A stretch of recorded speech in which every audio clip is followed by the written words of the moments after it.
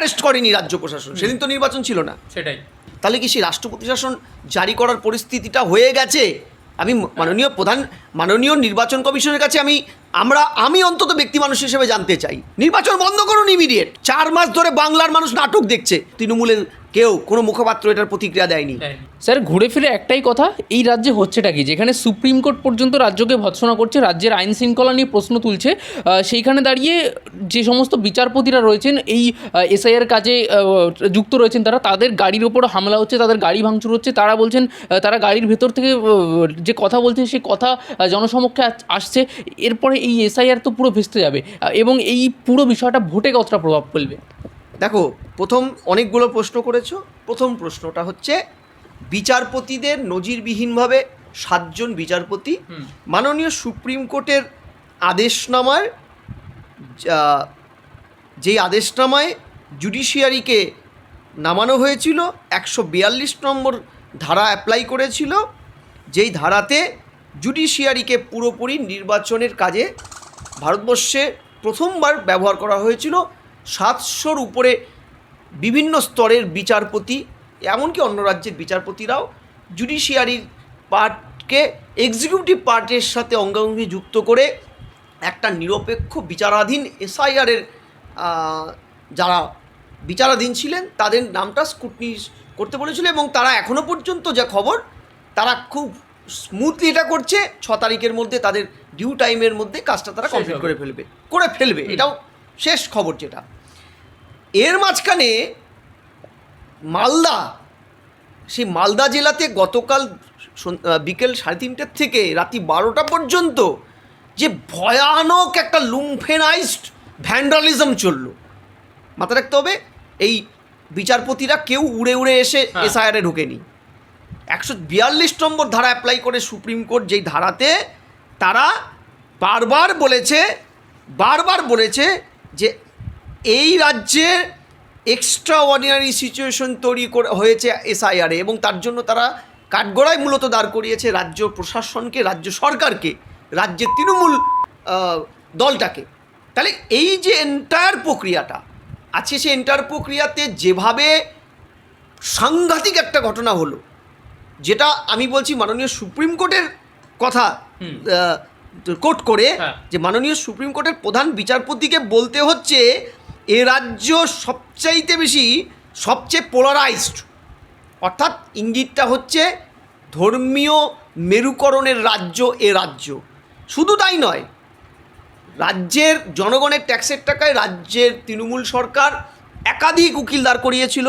মেনকা গুরুস্বামী তাদের রাজ্যসভার সাংসদ, তারা অ্যাপিল করার চেষ্টা করেছেন। মাননীয় প্রধান বিচারপতির বেঞ্চ তারা পরিষ্কার বলেছে যে রাজ্যের আইন ব্যবস্থা পুরো ভেঙে পড়েছে। এখানে 7 জন বিচারপতি, তার মধ্যে 3 জন মহিলা, তাদের ঘন্টার পর ঘন্টা জলটা খেতে দেয়নি। সেন্ট্রাল ফোর্স গিয়ে উদ্ধার করেছে, চিফ সেক্রেটারি থেকে শুরু করে ডিজিপি, তাদেরকে তো শোকজও করা হয়েছে, আবার শোকজ সুপ্রিম কোর্ট করেছে। তারা ন্যূনতম একটা চেষ্টা যে করবে সেটাও তারা করেনি, ঘন্টা পর ঘন্টা। এমনকি প্রধান বিচারপতির বেঞ্চ আজকে যখন পরিষ্কার বলেছে এটা পরিকল্পিত উদ্দেশ্যপ্রণোদিত রাজ্যের ল অ্যান্ড অর্ডারটা ভেঙে পড়েছে, তখন রাজ্য সরকারের উকিল তারা বারবার বলছেন এই কথাটা উইথড্র করুন, গুরুতর প্রভাব পড়বে। কল্যাণ ব্যানার্জি বলছে, গুরুস্বামী আরেক ধাপ এগিয়ে বলছে এই অভূতপূর্ব যে পরিস্থিতি সেটা যে লিগাল, যেটা ন্যায়সঙ্গত, এটা বোঝানোর জন্য বলছেন নির্বাচন কমিশন ঝাঁকে ঝাঁকে কর্মচারী, ঝাঁকে ঝাঁকে অফিসারদের ট্রান্সফার করেছে, তাই এটা জাস্টিফাই, পাবলিকের ক্ষোভ জাস্টিফাই, পাবলিক। আমি বলছি যে এসআইআরে কি পশ্চিমবঙ্গের শুধু এই নাম তো হচ্ছে না, আরে প্রতি 5 জন ভোটার পিছু 1 জন ভোটারের নাম কাটা গেছে ইউপিতে, ততোধিক নাম কাটা গেছে বিরোধী রাজ্য তামিলনাড়ুতে, কেরলে। পরিসংখ্যান দেখো, সবচেয়ে লোয়েস্ট পশ্চিমবঙ্গে। তাহলে এই জায়গায় দাঁড়িয়ে পশ্চিমবঙ্গে রাজ্যে যে অভূতপূর্ণ পরিস্থিতিটা, আজকে সীমাহীন ভয়ানক পরিস্থিতি এই যে তৈরি হলো, সেই তৈরি হওয়ার পিছনে একটা পলিটিক্যাল এক্সারসাইজ আছে। ঠিক ঘুরে যাও, তোমরা একটু ঘুরে যাও, বেশ 2019 সাল শেষের দিকটা, শেষের দিক নয়, ফেব্রুয়ারি মার্চ, লকডাউন তখনও শুরু হয়নি, 2020 উত্তাল সিএ এনআরসি আন্দোলন, রেলের 300 কোটি টাকার সম্পত্তি নিমিষে ধ্বংস করে দিয়েছে। এই মালদা মুর্শিদাবাদেই এপিসেন্টার ছিল, কালিয়াচক, মালদা, মুর্শিদাবাদ, এইগুলো এপিসেন্টার। এই যে দুর্বৃত্তায়নদের রাজত্ব, ল অ্যান্ড অর্ডারটাকে যেখানে ঢুকতে দেয় না, রাজ্য তামাশা দেখে, সেদিনও একটা লোককে অ্যারেস্ট করেনি রাজ্য প্রশাসন। সেদিন তো নির্বাচন ছিল না, সেটাই ছিল না তো। ঠিক একইভাবে ওয়াকআপ নিয়ে এই মুর্শিদাবাদ ধ্বংসলীলা হলো, হিন্দু পরিবার এলাকার পর এলাকা উচ্ছেদ হলো, দুটো হিন্দু পরিবারের একমাত্র উপার্জনক্ষম সদস্যকে রাজ্য পুলিশ ছিল না কোথাও। আজকে কেন এগুলো হচ্ছে? আজকে প্রধান বিচারপতিকে উদ্দেশ্য প্রণোদিত শব্দটা ব্যবহার করতে হয়েছে। শুধু তাই নয়, এখানে এনআইএ তদন্ত তো ডেফিনেটলি হবেই। আমি বলছি যে দুর্ভাগ্যজনক শব্দগুচ্ছগুলোকে বারবার ব্যবহার করা হচ্ছে। ল অ্যান্ড অর্ডার সিচুয়েশন ডেটোরেট করেছে, ডিজিপি, হোম সেক্রেটারি, প্রধান বিচারপতির ভবনে যেতে হয়েছে। আজকে পরিস্থিতিটা এমন মানে ভয়ানক যে তুমি কল্পনা করো যে এই যে এর আগে দুটো উদাহরণ সেট আপ হয়েছিল, অসম এবং জম্মু কাশ্মীর, যেখানে এসআইআরটা এইভাবে আটকানোর চেষ্টা হয়েছে, এতটা ভয়ানকভাবেও নয়। সেখানে ভোট রাষ্ট্রপতির শাসন জারি করে এসআইআর করে নিয়ে ভোটটা হয়েছে। তাহলে কি সেই রাষ্ট্রপতি শাসন জারি করার পরিস্থিতিটা হয়ে গেছে? আমি মাননীয় নির্বাচন কমিশনের কাছে আমি অন্তত ব্যক্তি মানুষ হিসেবে জানতে চাই। স্যার, এইখানে আরেকটা বক্তব্য উঠে আসে যে মমতা বন্দ্যোপাধ্যায় এখন যে সমস্ত সভাতে যাচ্ছেন তিনি বলছেন আমার হাত থেকে ক্ষমতা কেড়ে নেওয়া হয়েছে, কিছু হলে আমি জানি না। এই যে দায় ছাড়া একটা কথাবার্তা তিনি বলছেন, এটা কি হবে? এটা ইনসিস্ট করছেন। হ্যাঁ, এটা কি তিনি আগে থেকে প্রথম কথা মিথ্যাচার করছেন। হ্যাঁ, রাজ্য সরকারের থেকে কোনো ক্ষমতা ছিনিয়ে নেওয়া হয়নি। নির্বাচন ডিক্লেয়ার হলে নির্বাচন কমিশনের তত্ত্বাবধানে চলে যায় প্রশাসনটা, কিন্তু প্রশাসনের কেয়ারটেকিং সরকারটা থাকে এক্সিস্টিং সরকার, যেটা এখন মুখ্যমন্ত্রী মমতা ব্যানার্জি কেয়ারটেকিং সরকারের মুখ্যমন্ত্রী, অর্থাৎ ল অ্যান্ড অর্ডারটা স্টিল এক্সিস্ট করছে, স্টেট গভর্নমেন্টের আছে। এটা প্রথম মিথ্যা কথাটা। দ্বিতীয়, এটা কেন বলছেন? এই যে প্রভোগ করছেন সেনাবাহিনীদের জওয়ানদের মারো, ছাতা নিয়ে, খুন্তি নিয়ে, এই যে বারবার বলছেন তিনি হামলা করো, ইয়ে করো, রমকানো, চমকানো, ধমকানো, এইসব করে যাচ্ছেন, এগুলো আভাস দেওয়া। আমরা দেখেছি এর আগেও রাজ্যের মুখ্যমন্ত্রী যখন এই ধরনের প্রভোকেশনগুলো করে তার পরিণামটা আমরা দেখেছি ক্যাবিনেটের একজন মিনিস্টার প্রভোগ করলে কলকাতায় জেলাকে টাইট দেবো, তারপরে কলকাতাকে টাইট দেবো, তারপরে জেলায় মুর্শিদাবাদে, জাফরাবাদে কী ঘটনা হয়েছে, শামশেরগঞ্জে। এই যে একটার পর একটা প্রভোকেশন রাজ্যের যখন সাংবিধানিক পদে বসে থাকা একজন করেন, তখন এইটা যে স্বাভাবিক তার প্রতিক্রিয়া হবে, এটা তো বলার অপেক্ষা রাখে না। আমার প্রশ্নটা সোজাসুজি যে নির্বাচন কমিশন আর কত ল অ্যান্ড অর্ডার ডেটোরেট করার পরে বলবে একবার এই মুহূর্তে রাজ্যে এসআইআর করার মতন বা ভোট করার মতন কোনো পরিস্থিতি এই সরকারকে বসিয়ে রেখে নেই? কবে বলবে?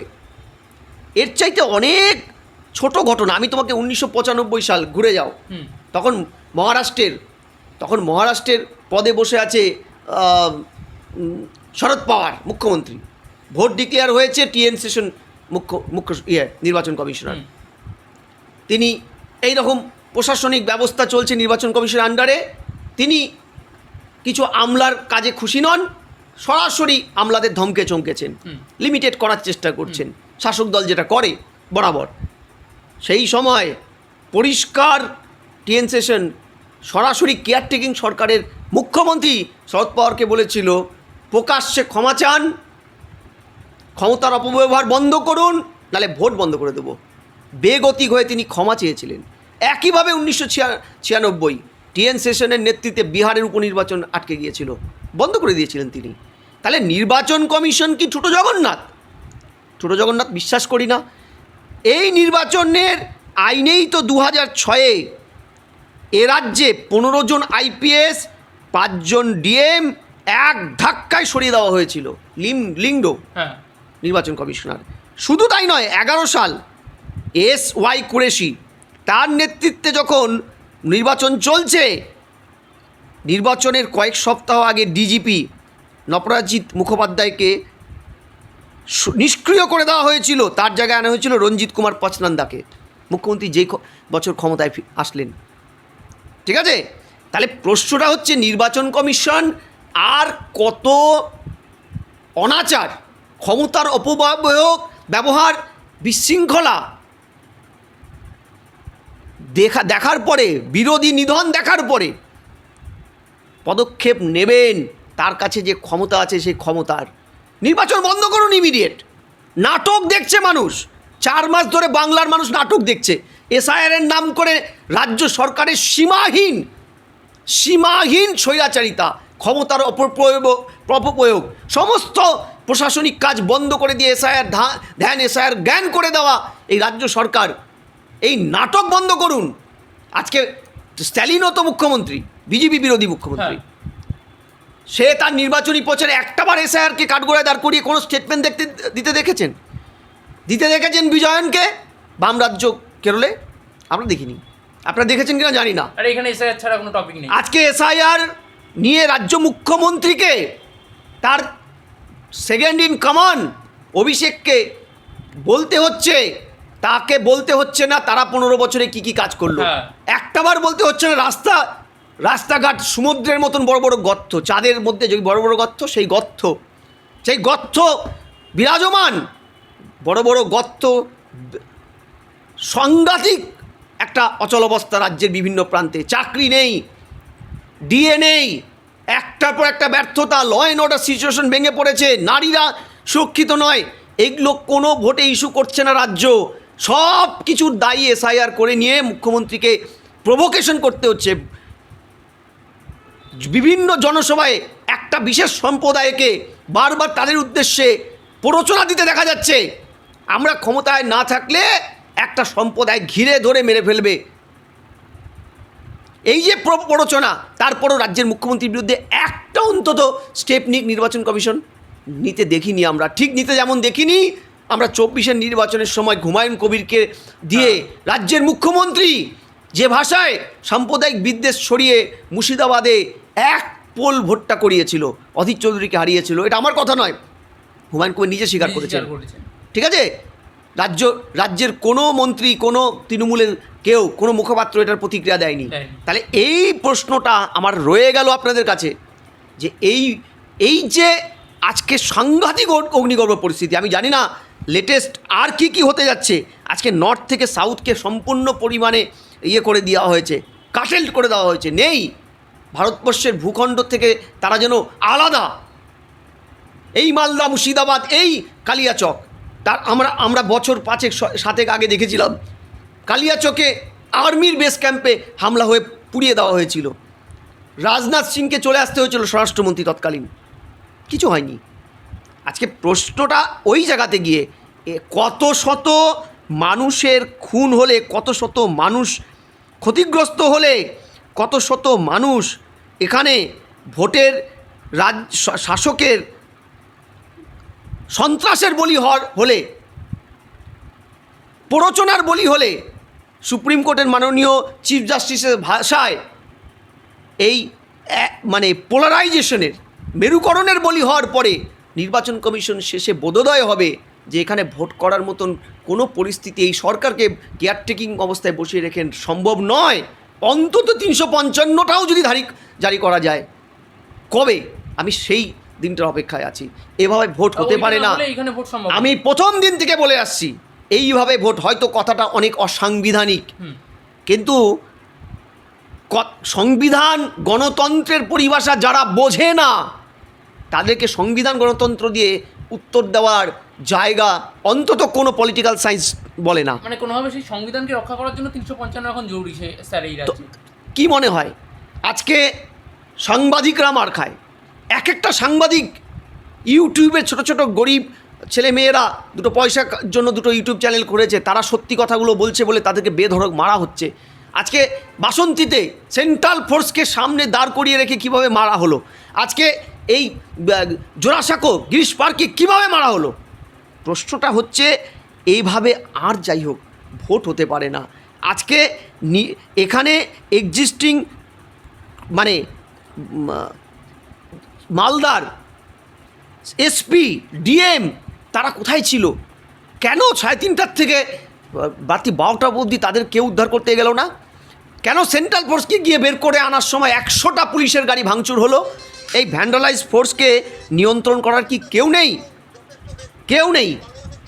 এই জায়গাটা কিন্তু নোট করার জায়গাতে আছে। কালিয়াচক শুধু কালিয়াচক নয়, বাংলার সর্বত্রই কালিয়াচক ঘুরে ফিরে আছে।